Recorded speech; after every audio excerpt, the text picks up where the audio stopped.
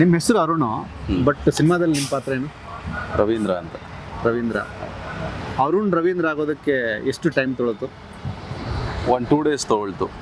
Shooting ಪ್ಲೇಸಲ್ಲೇ 2 ದಿನ ತೊಗೊಳ್ತು ಅರುಣ್ ರವೀಂದ್ರ ಆಗೋದಕ್ಕೆ. Okay okay. Proper your from ಬೆಂಗಳೂರಾ? ಇಲ್ಲ ಸರ್, ಮಂಡ್ಯದಿಂದ ಬಂದಿರೋದು. ಹಂಗೆ ನಮ್ಮ ಕ್ಯಾಮ್ರಾಗೆ ಇವರು ಮಂಡ್ಯದವರು.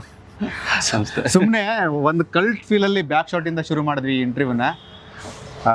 ಭಾಳ ಖುಷಿ ಆಯಿತು ಬ್ರದರ್ ನಿಮ್ಮನ್ನು ಮೀಟ್ ಮಾಡಿ. ಮೇಲೆ ನಿಮ್ಮ ಹೈಟು, ನಿಮ್ಮ ಕನ್ವಿಕ್ಷನ್ನು ನನಗೆ ಕನೆಕ್ಟ್ ಆದಮೇಲೆ ತುಂಬ ಒಳ್ಳೆ ಪ್ರಾಜೆಕ್ಟ್ ಇದಾಗಲಿ ನಿಮ್ಮ ಕೆರಿಯರ್ಗೆ. Thank you sir, thank you. Usually 1ನೇ ಸಿನಿಮಾ 2ನೇ ಸಿನಿಮಾ 3ನೇ ಸಿನಿಮಾ ಮಾಡೋಕ್ಕೆ ಹೊರಟಂಥವ್ರು ನಾನು ಮಾಡೋಂಥ ಪಾತ್ರ ಇಷ್ಟು ದೊಡ್ಡ ಮಟ್ಟಕ್ಕೆ ರೀಚ್ ಆಗಬೇಕು ಅನ್ನೋಂಥ ಮೈಂಡ್ಸೆಟ್ಟಲ್ಲೇ ಕೆಲಸ ಮಾಡ್ತಿರ್ತಾರೆ. ಅದು ಇಲ್ಲಿ ಹೇಗೆ ಅಪ್ಲಿಕೇಬಲ್ ಆಯಿತು ಈ ಸಿನಿಮಾದಲ್ಲಿ ನಿಮಗೆ? ಮೊದಲನೇದಾಗಿ ಇಲ್ಲ, ಈಗ ನಂದಿದು 3ನೇ ಸಿನಿಮಾ. ಅಂದರೆ ಈ ತೆಲುಗಲ್ಲಿ ಒಂದು ಸಿನಿಮಾ ಮಾಡಿದ್ದೆ, ಐರಾವತಂ ಅಂತ. ಕನ್ನಡದಲ್ಲಿ ವಂದನ ಅಂತ ಒಂದು ಲೀಡ್ ಆಗಿ ಮಾಡಿದ್ದೆ, ಹಾರರ್ ಮೂವಿ. 2016ರಲ್ಲಿ 18ರಲ್ಲಿ ರಿಲೀಸ್ ಆಗಿದೆ. ಆಲ್ಮೋಸ್ಟ್ ಆಯ್ತು, ಒಂದು 7 ವರ್ಷ ಆಯಿತು. 7-8 ವರ್ಷ ಆಯಿತು. ಅದಾದ್ಮೇಲೆ ಎಲ್ಲೋ ಗ್ಯಾಂಗ್ ಅಂತ ಒಂದು ಸಿನಿಮಾ ಮಾಡಿದ್ದೆ. ಸೊ ಒಟ್ಟು 3 ಸಿನಿಮಾ. ಇದು ನನ್ನ 4ನೇ ಸಿನಿಮಾ. ಬಲರಾಮನ ದಿನಗಳು ಅಂತ ನನಗೆ ಸಿನಿಮಾ ಹೆಸರು ಕೇಳ್ತಿದ್ದಾಗಲೇ ವಿನೋದ್ ಸರ್ ಸಿನಿಮಾ ಇದು ಅಂತ ನಮ್ಮ ಕಿರಣ್ ಕಡೆಯಿಂದ ಈ ಸಿನಿಮಾ ಸಿಕ್ಕಿದ್ದು. ಬಲಗೈ ಬಂಟ ಕಿರಣ ಬಲಗೈ ಬಂಟ ಕಣ ನೀನು. ಸೊ ಅವನಿಂದ ನನಗೆ ಈ ಪ್ರಾಜೆಕ್ಟ್ ಸಿಕ್ಕಿದ್ದು. ಹೆಸರು ಕೇಳ್ತಿದ್ದಾಗಲೇ ಇದು ಬಿಗ್ ಪ್ರಾಜೆಕ್ಟ್ ಅನ್ನೋದು ಮೈಂಡಿಗೆ ಬಂತು. ಆ್ಯಂಡ್ ಹೆಂಗಪ್ಪ ಇದ್ರೊಳಗಡೆ ಎಂಟ್ರಿ ಆಗ್ಬಿಡ್ಬೇಕು ಅನ್ನೋ ಒಂದು ಥಾಟ್ ಕೂಡ ಬಂತು. ಸೊ ಅದು ತುಂಬ ಮ್ಯಾಟ್ರ್ ಆಗುತ್ತೆ. ಇವಾಗ ನೀವು ಕೇಳಿದ್ದು ಕ್ವಶನ್ಗೆ ಪ್ರತಿಯೊಬ್ಬರಿಗೂ ಈ ಥರ ಒಂದು ದೊಡ್ಡ ಸಿನಿಮಾದಲ್ಲಿ ಒಂದು ಪಾತ್ರ ಅಂದ್ರೆ ಒಂದು ಆಗೋದಕ್ಕೆ ತುಂಬ ಆಸೆ ಇದೆ. ಸೊ ನನಗದು ಕಿರಣನ್ ಮೂಲಕ ಆಯಿತು. ಆ್ಯಂಡ್ ಹಾಗೆ ವಿನೋದ್ ಸರ್ ಜೊತೆ ಕೆಲಸ ಮಾಡೋ ಒಂದು ಅವಕಾಶನೂ ಸಿಕ್ತು. ವಿನೋದ್ ಸರ್ ಜೊತೆ ಅನ್ನೋದಕ್ಕಿಂತ ನಮ್ಮ ಅತುಲ್ ಕುಲಕರ್ಣಿ ಸರ್ ಆಗಿರ್ಬೋದು, ಆಶೀಶ್ ವಿದ್ಯಾರ್ಥಿ ಸರ್ ಆಗಿರ್ಬೋದು, ಪ್ರಿಯಾನಂದ್ ಅವ್ರು ಆಗಿರ್ಬೋದು, ರಮೇಶ್ ಇಂದ್ರ ಸರ್ ನಮ್ಮ ರೀಸೆಂಟ್ಲಿ ಫಿನಾಮಿನಲ್ ಆಕ್ಟರ್ ಎಲ್ಲ ಅವ್ರ ಕಾಂಬಿನೇಷನ್ ಅಲ್ಲೆಲ್ಲ ಕೆಲಸ ಸೀನ್ಸ್ಗಳೆಲ್ಲ ಇದೆ ಆ್ಯಂಡ್ ವರ್ಕ್ ಮಾಡಿದ್ದೀನಿ. ಒಂದು ಒಳ್ಳೆ ಎಕ್ಸ್ಪೀರಿಯನ್ಸ್ ಕೂಡ ಆಯಿತು. ಸೊ ಇದು ನನ್ನ ಕೆರಿಯರ್ಗೆ ಒಂದು ಒಳ್ಳೆ ಮೈಲ್ ಸ್ಟೋನ್ ಅಂತಲೇ ಹೇಳ್ಬೋದು. ಈಗ ವಿನೋದ್ ಸರ್ ತುಂಬ ಕೆಲವು ಸಲ ಹೇಳ್ತಾರೆ, ಒಂದು ಪ್ರಾಜೆಕ್ಟ್ ಹೆಂಗಾಗಬೇಕು ಅಂದರೆ ನಾವು ಇವತ್ತೇನೋ ಒಂದು 3 ಸ್ಟೆಪ್ಪು ಹತ್ತಿದ್ದೀವಿ ಅಂದರೆ ಆ ಪ್ರಾಜೆಕ್ಟಿಂದ ನಮಗೊಂದು ಇನ್ನೊಂದು 2 ಸ್ಟೆಪ್ ಮೇಲೆ 10 ಬೇಡ, ಅಟ್ಲೀಸ್ಟ್ ಒಂದು 2 ಆಗಬೇಕು. ಸೊ ಆ ಒಂದು ಸ್ಥಾನಕ್ಕೆ ಈ ಸಿನಿಮಾ ನನ್ನ ತೊಗೊಂಡೋಗಿ ನಿಲ್ಸತ್ತೆ ಅಂತ. So sweet. ರೀಸೆಂಟ್ ಪ್ರೆಸ್ ಮೀಟ್ಗಳಲ್ಲೆಲ್ಲ ನಿಮ್ಮನ್ನು ನೋಡಿದಾಗ ನನ್ನ ಅಕ್ಕಪಕ್ಕ ಕೂತಂತಹ ಒಂದಷ್ಟು ಪತ್ರಕರ್ತರು, ಒಂದಷ್ಟು ಸಿನಿಮಾನ ಪ್ರೀತಿಸುವಂಥವ್ರು, ಗುರು ಅರುಣ್ ನೋಡೋಕ್ಕೆ ಒಂಥರ ವಸಿಷ್ಠ ಥರ ಕಾಣ್ತಾನೆ ಗುರು ಅಂದರೆ ನಾನು ಯಾಕೆ ಅಂದರೆ ಹೋಲಿಕೆಗಳು ನಿಮ್ಮನ್ನು ಒಂದು ಹೆಜ್ಜೆ ಮುಂದೆ ಹೋಗೋಕ್ಕೆ. ಅಂದರೆ ವಸಿಷ್ಠ ಅವರು ಕೂಡ ಸಿನಿಮಾ ಕೆರಿಯರ್ ಶುರು ಮಾಡಿದಾಗ ಗೊತ್ತಿರಲಿಲ್ಲ ಏನು ಆ್ಯಕ್ಟ್ರ್ ಗುರು ಅಂತ. ಯಾವಾಗ ರಾಜವಲಿ ಅಂತ ಒಂದು ಸಿನಿಮಾ ಮಾಡ್ತಾರೋ ಆ ಸಿನಿಮಾದಿಂದ ಆ ವಾವ್ ಫ್ಯಾಕ್ಟ್ರಿಗಳು ವಸಿಷ್ಠ ಅನ್ನುವಂಥ ಒಬ್ಬ ಬ್ರಿಲಿಯಂಟ್ ಆ್ಯಕ್ಟರ್ ಕನ್ನಡಕ್ಕೆ ಸಿಗ್ತಾರೆ. ನಾನು ಯಾಕೆ ಹೋಲಿಕೆ ಮಾಡಿದೆ ಅಂದರೆ ಈ ಹೋಲಿಕೆಗಳು ಸಹ ಗುರು ಒಳ್ಳೇದಾಗಬೇಕು ಅರುಣ್ಗೆ, ಈ ಥರದ ಒಂದಷ್ಟು ಬ್ಲೆಸ್ಸಿಂಗ್ಸ್ಗಳು ಬರೋಕ್ಕೆ ಶುರು ಆಗ್ತವೆ. ಇದನ್ನು ನೀವು ಹೇಗೆ ಸ್ವೀಕರಿಸ್ತೀರಿ? ಸರ್, ನಾನು ಆನೆಸ್ಟಾಗಿ ಹೇಳ್ತೀನಿ, ನಾನು ಇದನ್ನು ಕಾಂಪ್ಲಿಮೆಂಟ್ ಆಗಿ ಸೂಪರ್ ವೆರಿ ಗುಡ್. ಏನಕ್ಕೆ ಅಂದರೆ ವಸಿಷ್ಠ ಅವರು ನಂದು ಯಾವುದೋ ಒಂದು ರೀಸೆಂಟ್ಲಿ ಒಂದು ಮೆಮ್ಸಲ್ಲೆಲ್ಲ ಟ್ರಾಲ್ ಆಗ್ತಾ ಇತ್ತು. ಸಿಮಿಲರ್ ಆಗಿದ್ದಾರೆ ಅಂದ್ರೆ ಅದನ್ನ ಹೇಳಿ ಸರಿ ಅಂತ ಅರ್ಥ. ತುಂಬಾ ಜನ ಈಗ ಸೂರ್ಯ ಅವ್ರ ತರ ಯಾರಿದ್ದಾರೆ ಬಂದಾಗ ನಮ್ಮ ಸುನಿಲ್ ಅವ್ರನ್ನ ಅರವಿಂದ್ ಅವ್ರನ್ನೆಲ್ಲ ಕಂಪೇರ್ ಮಾಡಿ ಅಂದ್ರೆ ಅವ್ರ ಹೋಲಿಕೆ ತಗೊಂಡ್ಬಂದು ನಾನು ವಸಿಷ್ಠ ಅವ್ರ ತರ ನಮ್ಮ ಇಂಡಸ್ಟ್ರಿನಲ್ಲಿ ಯಾರಿದ್ದಾರೆ ಅಂದಾಗ ನಾನು ಸೀರಿಯಲ್ ಮಾಡಿದ್ನಲ್ಲ, ಸೀರಿಯಲ್ ತೆಗೆದು ಅದನ್ನ ಹಾಕಿದ್ದು. ನಾನು ಕಾಂಪ್ಲಿಮೆಂಟ್ ಆಗೇ ತಗೊಳ್ತೀನಿ. ಯಾಕಂದ್ರೆ ಅವರು ಸುಮ್ಮನೆ ಅಂತೂ ಇಂಡಸ್ಟ್ರಿಗೆ ಬಂದಿಲ್ಲ, ತುಂಬಾ ಅವರು ಕಷ್ಟಪಟ್ಟೆ ಬಂದಿದ್ದಾರೆ. ಅವರು ಏನು ಇಲ್ಲದೆ ವಸಿಷ್ಠ ಸಿಂಹ ಆಗಿ ನಿಂತಿದ್ದಾರೆ. ಗ್ರೇಟ್. ಅವ್ರು ಹಾರ್ಡ್ ವರ್ಕು. ಸೊ ಅಂಡ್ ಹಂಗೆ ಜನ ಅವ್ರ ಕೈ ಹಿಡಿದ ಹಾಗೆ ನನ್ನ ಕೈ ಹಿಡಿತಾರೆ. ಮೇಲಾಗಿ ತುಂಬಾ ಜೆನ್ವಿನ್ ಆಗಿ ಯಾವ ಕಲಾವಿದ ಯಾವ ತಂತ್ರಜ್ಞ ಕೆಲಸ ಮಾಡ್ತಾನಲ್ಲ ಪ್ರಾಜೆಕ್ಟ್ ಮೇಲೆ, ಅದು ಆತನಿಗೆ ಅನ್ನ ಕೊಡುತ್ತೆ, ಭದ್ರತೆ ಕೊಡುತ್ತೆ, ಎಲ್ಲವೂ ಆಗುತ್ತೆ. ಬಲರಾಮನ ದಿನಗಳು ಅಂತಂದಾಗ ನಿಮ್ಮ ತಲೆಯಲ್ಲಿ ಫಸ್ಟು ಓಡಿದ ಥಾಟ್ ಏನು? ಅಂದರೆ before listening the script. Artist ಆಗಿ ಒಂದು ಸ್ವಾರ್ಥ ಇದ್ದೇ ಇರುತ್ತಲ್ಲ. ಈಗ ಈ ಪ್ರಾಜೆಕ್ಟಲ್ಲಿ ನಾನು ಇರಬೇಕು ಅನ್ನೋ ಒಂದು ಆಸೆ ಇರುತ್ತಲ್ಲ. ಕಿರಣ್ ನನಗೆ ಹೇಳಿದ್ದು ವೆರಿ ನೆಕ್ಸ್ಟ್ 2 days ನಾನು ಅವಾಗ ಮಂಗಳೂರಲ್ಲಿ ಸೀರಿಯಲ್ ಶೂಟಲ್ಲಿದ್ದೆ, ನೀನಾ ದಿನ ಶೂಟಿಂಗ್ ನಡೀತಾ ಇತ್ತು. ಸೊ ಅವ್ನು ಹೇಳಿ 2 ದಿನಕ್ಕೆ ನಾನು ಬಂದು ಇದ್ರ ಹತ್ರ ಇಲ್ಲಿ ಬಸವೇಶ್ವರನವರಲ್ಲಿ ಆಫೀಸಿಗೆ ಹೋದೆ ನಾನು. ಹೋಗಿದ್ ಮೊದಲನೇ ದಿನನೇ ಚೈತನ್ಯ ಸರ್ ನೋಡ್ಬಿಟ್ಟು ನನ್ನ ಕರ್ಲಿ ಹೇರು ನನ್ನ ಕಂಪ್ಲೀಟ್ ಲುಕ್ ನಾನು ಅವಾಗ ಹಲಗಲಿ ಪಾರ್ಲಲ್ಲಿ ಶೂಟ್ ಮಾಡ್ತಾ ಇತ್ತು. ನಮ್ಮ ಡಾಲಿ ಸರ್ ಡಾಲಿ ಅವ್ರದ್ದು ಅದ್ರಲ್ಲಿ ಸುಕೇಶ್ ಎಲ್ಲ ಡೈರೆಕ್ಟರ್. ಹೌದು ಅದರಲ್ಲಿ ಒನ್ ಆಫ್ ದ ಲೀಡ್ ಮಾಡ್ತಾ ಇದ್ದೀನಿ. ಸೂಪರ್. ಸೊ ಅದ್ರದ್ದು ಸೇಮ್ ಲುಕ್ ಇದ್ದಿದ್ರಿಂದ ನಾನು ಅದೇ ಲುಕ್ಕಲ್ಲಿ ನಾನು ಸರ್ನ ಮೀಟ್ ಮಾಡಿದ್ದು. ನೋಡಿದ ತಕ್ಷಣ ಇಲ್ಲ ತುಂಬ ಪೆಕ್ಯುಲರ್ ಆಗಿ ಕಾಣಿಸ್ತಾ ಇದ್ದಾನೆ ಇವನು ಇಟ್ಕೋಬೇಕು ಈ ಪ್ರಾಜೆಕ್ಟಿಗೆ ಅಂತ ಅವ್ರ ತಲೆಗೂ ಬಂತು. ಕಿರಣ್ ಬಂದು ನನ್ಗೊಂದು ಸ್ಕಿಟ್ ಕೊಟ್ಟು ಒಂದು ಲೈನ್ಸ್ ಅದು ಆಡಿಷನ್ ತಗೊಂಡು ವಿತಿನ್ 1 ಡೇ ಒಳಗಡೆನೆ 3 to 4 hours ಅಲ್ಲೇ ನಾನು ಕನ್ಫರ್ಮ್ ಮಾಡಿದ್ರು, ಇಲ್ಲ ಸೆಲೆಕ್ಟ್ ಆಗಿದ್ದೀರಾ ನೀವು ಅಂತ ಹೇಳಿದ್ರು. ಸೊ ಇದಕ್ಕಂತೂ ನಾನು I am very grateful to gratitude ಆಗಿರ್ತೀನಿ ನಾನು ಕಿರಣ್ಗೆ. ತುಂಬ ಥ್ಯಾಂಕ್ಸ್ ಅಂತ ಹೇಳೋದಕ್ಕೆ ಇಷ್ಟಪಡ್ತೀನಿ. ಸೊ ಬಲರಾಮ ಅಂತ ಹೆಸರು ಕೇಳ್ತಿದ್ದಾಗಲೇ ಒಂದು ಆರ್ಟಿಸ್ಟ್ ಒಂದು ಸ್ವಾರ್ಥ ಇರುತ್ತಲ್ಲ, ನಾನು ಆ ಪ್ರಾಜೆಕ್ಟಲ್ಲಿ ಇರಬೇಕು ಅಂತ ಅದಾಯಿತು. ದೆನ್ ಲೇಟರ್ ಆನ್ ನನ್ನ ಸಿನಿಮಾಗೆ ಎಂಟ್ರಿ ಆದಮೇಲೆ ವಿನೋದ್ ಸರ್ ಜೊತೆಗೆ ಈ ಥರ ಕಾಸ್ಟಿಂಗ್ ಇದೆ ಅಂತ ಕೇಳಿದ್ಮೇಲೆ ಇನ್ನೂ ಖುಷಿ ಆಯಿತು. ಆ್ಯಂಡ್ ಇವತ್ತಿಗೆ ಇಲ್ಲಿ ನಿಂತಿದ್ದೀವಿ. ಅಲ್ಲ ಏನ್ ಗೊತ್ತಾ, ಎಲ್ರು ದಾಂಡಿಗರೇ. ನೀವು ಈ ಕಡೆ ವಿನೋದ್ ಅವರು, ಈ ಕಡೆ ವಿನಯ್ ಅವರು, ಈ ಕಡೆ ನಮ್ಮ ಪ್ರತಾಪ್ ಅವರು, ಈಗ ರೀಸೆಂಟ್ ಬಂದರಲ್ಲ ಅನಿಲ್ ಸಿದ್ದು ಅವರು. ಅಂದ್ರೆ ನಿಮ್ಮನ್ನ ದೂರ ಲಾಂಗ್ ಶಾಟ್ ಅಲ್ಲಿ ನೋಡಿದ್ರೆ ಎಲ್ರು ರಗಡೆ. ಆದಿತ್ಯನ್ ಬಿಟ್ಟು ನಿಮ್ಮೆಲ್ಲರ ಮಧ್ಯೆ ಒಂದು ಸುಂದರವಾದ ಹುಡುಗಿನ ಬಿಟ್ಟಂಗೆ ಸುಂದರವಾದ ಹುಡುಗನ್ ಬಿಟ್ಬಿಟ್ಟಿದ್ದಾರೆ ಅಲ್ವಾ? ಈ ಕಾಂಬಿನೇಷನ್ ಹೆಂಗಿತ್ತು ಸೆಟ್ಟಲ್ಲೆಲ್ಲ? ತುಂಬ ಚಾಲೆಂಜಿಂಗ್ ಅನ್ಸುತ್ತೆ. ಏನಕ್ಕೆ ಅಂದರೆ ಇವಾಗ ಪ್ರತಿಯೊಬ್ಬರೂ ತುಂಬ ಎಕ್ಸ್ಪೀರಿಯನ್ಸ್ ಇಟ್ಕೊಂಡು ಬಂದಿರೋಂಥ ಆರ್ಟಿಸ್ಟ್ಗಳೇನೆ. ಅನಿಲ್ ಸಿದ್ದು ಅವರಾಗಿರ್ಬೋದು, ನಮ್ಮ ಸೀನಾ ಅಂತ ಕ್ಯಾರೆಕ್ಟರ್ ಮಾಡಿದ್ರು ಅಭಯ್ ಪುನೀತ್ ಅವರಾಗಿರ್ಬೋದು, ನಾವೆಲ್ಲ ಒಟ್ಟಿಗೆ ಒಂದೇ ಗ್ಯಾಂಗಲ್ಲಿ ಇರ್ತೀವಿ, ಅಂದರೆ ಜೊತೆಗೆ ಇರೋವಂಥ ಒಂದು ಪಾತ್ರಗಳು.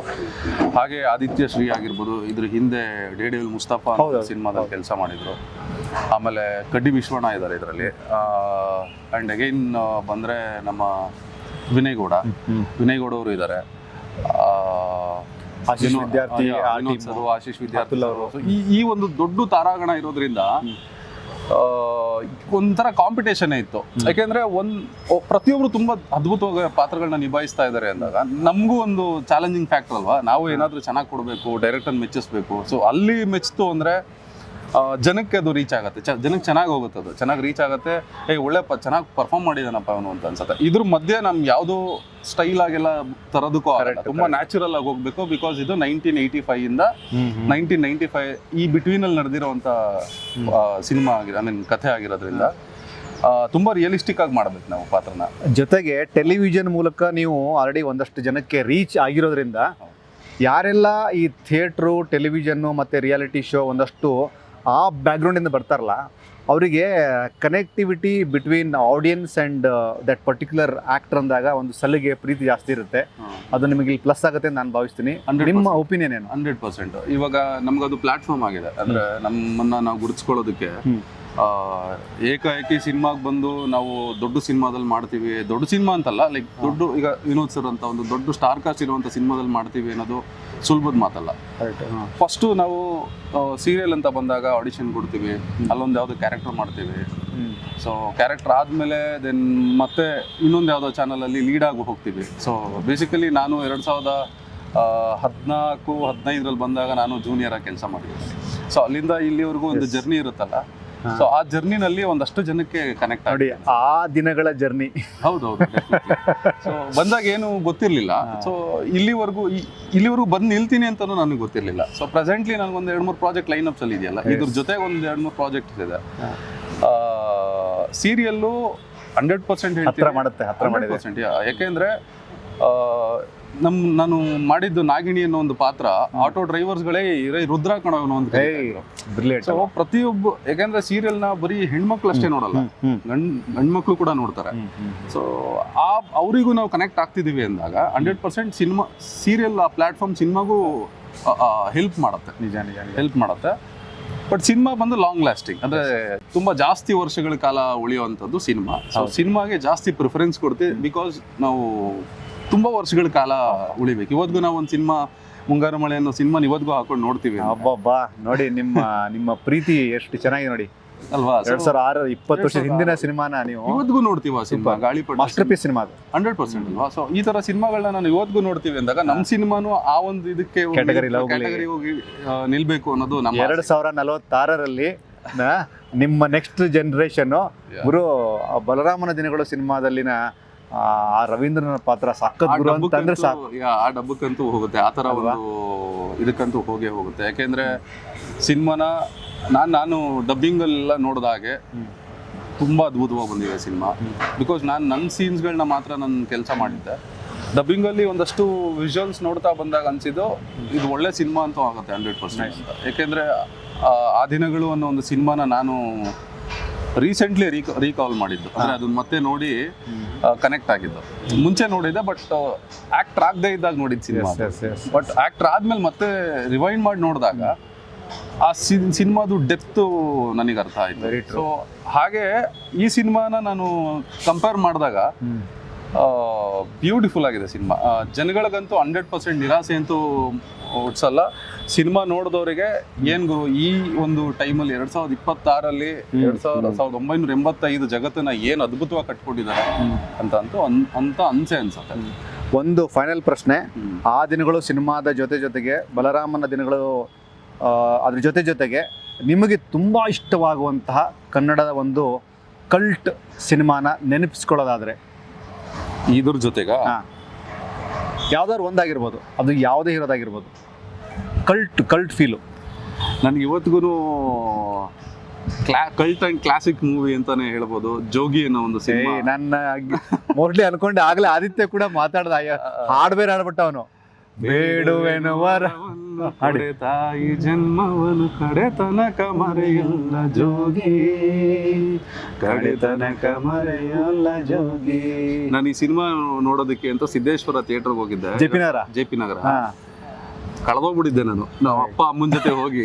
ನಿಜವಾಗ ಕಳೆದೋಗ್ಬಿಟ್ಟಿದ್ರೆ 100ನೇ ದಿನ ಸಿನಿಮಾ ಥಿಯೇಟರ್ ನಡೀತಾ ಇದೆ. 100ನೇ ದಿನಕ್ಕೆ ನಾವು ಸಿನಿಮಾ ನೋಡೋದಕ್ಕೆ ಹೋಗಿದ್ದು, ಮಿಸ್ ಆಗ್ಬಿಟ್ಟಿದ್ದೆ ನಾನು. ಹುಡುಕಿದ್ರು ನಾನು ಎಲ್ಲಿ ಇವ್ನು ಎಲ್ಲೋಗ್ಬಿಟ್ಟವನೆ ಎಲ್ಲಿ ಅಂತ ಅಪ್ಪ ಅಮ್ಮ ಎಲ್ಲ. ಆ ಥರ ಕ್ರೌಡೆಡ್ ಸಿನಿಮಾ, ಆ ಥರ ಥಿಯೇಟರ್ಗಳು ಇವತ್ತು ತುಂಬಬೇಕು ಅಂದರೆ ತುಂಬ ಕಷ್ಟ ಇದೆ. ಬಟ್ ಅದಾಗಲಿ, ಇನ್ನೊಂದಷ್ಟು ಸಿನಿಮಾಗಳು ಇದೇ ಥರನೇ, ನಮ್ಮ ಜೋಗಿ ಆದ ಹಾಗೆ ಇನ್ನೊಂದಷ್ಟು ನಮ್ಮ ಕನ್ನಡ ಸಿನಿಮಾಗಳು ಥಿಯೇಟರ್ಗಳು ತುಂಬಲಿ ಅಂತ ಆಶಿಸ್ತೀನಿ. ಆ್ಯಂಡ್ ಅಗೈನ್ ನಮ್ಮ ಬಲರಾಮ ಸಿನಿಮಾನು ಜನಗಳು ಥಿಯೇಟ್ರಿಗೆ ಬಂದು ನೋಡಲಿ. ಯಾಕೆಂದರೆ ಇದು ಥಿಯೇಟ್ರಿಗೋಸ್ಕರ ಮಾಡಿರೋವಂಥ ಸಿನಿಮಾ, ಥಿಯೇಟ್ರಲ್ಲೇ ಎಕ್ಸ್ಪೀರಿಯೆನ್ಸ್ ಮಾಡಬೇಕು. ಸೊ ನಾಳೆ ದಿನ OTTಗೆ ಬಂದಾದ್ಮೇಲೆ ಅಯ್ಯೋ ನಾನು ಈ ಸಿನಿಮಾ ಮಿಸ್ ಮಾಡ್ಕೊಂಡಲ್ಲ ಅಂತ ಒಂದು ರಿಗ್ರೆಟ್ಸ್ ಇರಬಾರ್ದು ಯಾರಿಗೂ. ನಾನಂತೂ ಗ್ಯಾರಂಟಿ ಕೊಡ್ತೀನಿ, ಒಂದು ಒಳ್ಳೆ ಸಿನಿಮಾ ಅಂತೂ ಆಗುತ್ತೆ. Yes, thank you Arun. Thank you sir, thank you. ಸುದ್ದಿಮನೆ ಎಲ್ಲ ವೀಕ್ಷಕರಿಗೆ ಒಂದು ಸ್ಪೆಷಲ್ ರಿಕ್ವೆಸ್ಟ್. ಅರುಣ್ ರವೀಂದ್ರನಾಗಿ ಕಾಣಿಸ್ಕೊಂಡಂತಹ ಬಲರಾಮನ ದಿನಗಳು ಇದೇ 26ಕ್ಕೆ ರಿಲೀಸ್ ಆಗ್ತದೆ. ಸಿನಿಮಾನ ಥಿಯೇಟ್ರಲ್ಲಿ ನೋಡಿ, ಅದಕ್ಕೆ ಕಣಕ್ಕೋ ಪೈರಸಿ ಕಾಪಿ ಬೇಡ. All the best Arun. Thank you sir.